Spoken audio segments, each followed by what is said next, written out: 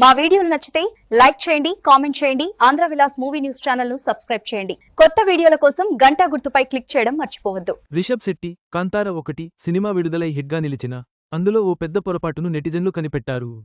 16వ శతాబ్దపు కథలో అనూహ్యంగా 20 లీటర్ల ప్లాస్టిక్ క్యాన్ కనిపించడం సోషల్ మీడియాలో వైరల్ అవుతోంది. ఈ ఆసక్తికర పొరపాటు వివరాలు ఇప్పుడు చూద్దాం. ఎంత పెద్ద సినిమా తీస్తున్నప్పుడైనా చిన్న చిన్న పొరపాట్లు జరగడం సహజం. ఒకప్పుడు అంటే సోషల్ మీడియా లేదు కాబట్టి సరిపోయింది.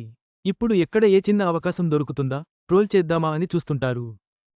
రాజమౌళి లాంటి దర్శకులు దీనికి భయపడి ఏళ్లపాటు సినిమాని పెర్ఫెక్ట్గా వచ్చే వరకు తీస్తుంటారు.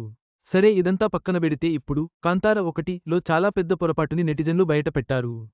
ఆ సంగతి ఇప్పుడు తెగ వైరల్ అయిపోతోంది. 2022లో వచ్చిన కాంతార సినిమాని ప్రస్తుతం జరుగుతున్నట్లు తీశారు.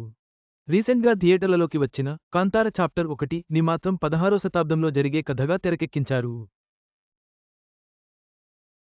అందుకు తగ్గట్లే అడవిలో సెట్ వర్క్ గానీ, పాత్రధారుల కాస్ట్యూమ్స్ గానీ ప్రతిదీ చాలా చక్కగా చూపించారు.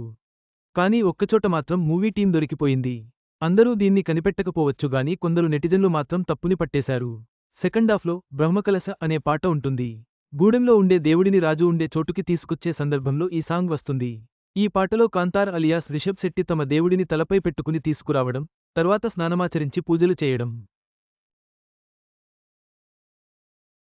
ఇలా అంతా చూపించారు. అయితే అందరూ కలిసి కింద కూర్చుని భోజన చేస్తున్న సన్నివేశంలో మాత్రం ఓ చోట 20 లీటర్ల ప్లాస్టిక్ క్యాన్ కనిపించింది.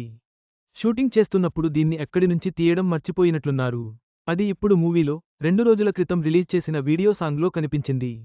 వీడియో సాంగ్లో సరిగ్గా తెల్లవారుజాము 3 గంటల 6 నిమిషాల ఈ పొరపాటుని మీరు గమనించొచ్చు.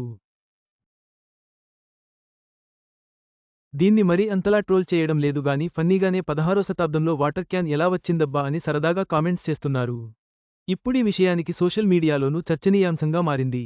మొత్తం మీద కాంతార 1లో దొరికిన ఈ చిన్న పొరపాటు ఇప్పుడు సోషల్ మీడియాలో సరదా చర్చకు దారి తీసింది.